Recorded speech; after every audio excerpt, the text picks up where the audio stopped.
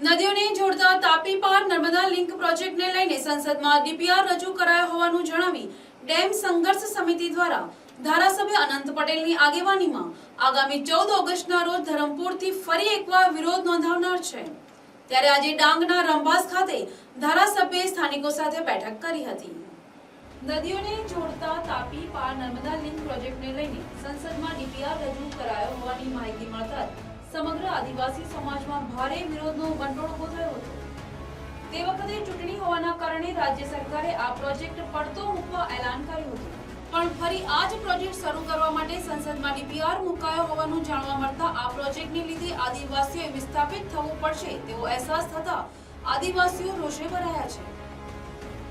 ત્યારે વાંસદાના ધારાસભ્ય અનંત પટેલે આગામી 14મી ઓગસ્ટના રોજ રેલી યોજી વિરોધ કરવાની જાહેરાત કરતાની સાથે જ ખુદ કેન્દ્રીય મંત્રી સી.આર. પાટીલે આવો કોઈ ડીપીઆર મૂક્યો નથી તેવી સ્પષ્ટતા કરી હતી। ત્યારે ધારાસભ્ય અનંત પટેલ શ્વેતપત્રની માંગ કરતા રાજકારણ ગરમાયું હતું। જો કે આજે 14મી ઓગસ્ટના રોજ યોજાનાર રેલીને લઈ ડેમ સંઘર્ષ સમિતિ દ્વારા આજે ડાંગના રંભાસ ગામે સ્થાનિકો સાથે ધારાસભ્ય અનંત પટેલની આગેવાનીમાં બેઠક કરી હતી। મારું નામ જીવુભાઈ કાળુજીભાઈ વળવી, હું ચિકાર ગામનો એક અગ્રગણી છું। અમારી ગામમાં આજે ડેમ હટાવો સમિતિ એક મોટી જંગી મિટિંગ થઈ, એમાં બહારથી પધારેલા અગ્રગણીઓ પણ પધારેલા છે।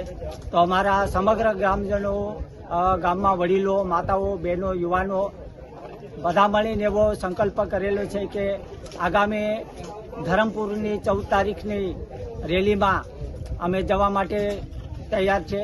બધા ગ્રામજનોએ અમે તૈયારી રાખી છે, પણ કોઈ પણ કાળે અમે અહીંયા ડેમ બનવા દેશું નહીં, અને એ બનાવવા માટે જો કોઈ બી કરીને એ કરશે તો અમે એનો વધુ ને વધુ સંઘર્ષ કરતા રહીશું।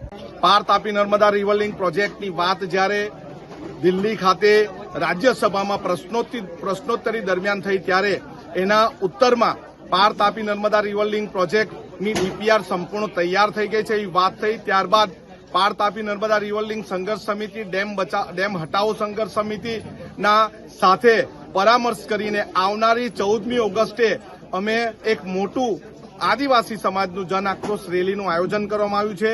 એના પ્રચારના ભાગરૂપે આજે ડાંગમાં જે દાબદર ડેમ બનવા જઈ રહ્યો છે તેમાં ડુબાણમાં આવતા ચિકાર ગામે અમે આદિવાસી સમાજના આગેવાન અને અહીંની સંઘર્ષ સમિતિના પ્રમુખ શંકરભાઈના નેજા હેઠળ ભેગા થઈને એક જ વાત કરી, એક જ નારો આપ્યો છે કે અમે 1 ઇંચ જમીન કે 1 બૂંદ પાણી આપવાના નથી, અમારે ડેમની 1 ઈંટ અહીં મૂકવા દેવી નથી।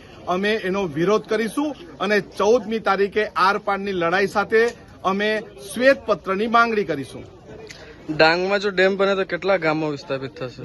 ડાંગમાં ડેમ બનશે એમના અત્યારે ડીપીઆરમાં આંકડો જૂના ડીપીઆરમાં 33, નવા ડીપીઆરમાં 37 છે, પરંતુ એમના ગામના આંકડા જૂઠા છે, કેમ કે આ વિસ્તારનું ઊંચામાં ઊંચી જગ્યા ઘોડી અને બીજી મિલિન છે। જો ત્યાં સુધી પાણી જવાનું હોય તો નીચેના વિસ્તારના ગામો પણ ડુબાણમાં જાય એવી શક્યતા છે।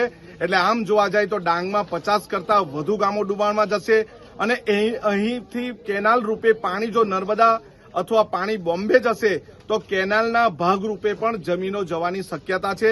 આદિવાસી સમાજની જળ જંગલ જમીનની સાથે સાથે આદિવાસી સમાજની અસ્મિતા અને સંસ્કૃતિ ભૂસાઈ જાય એવું છે।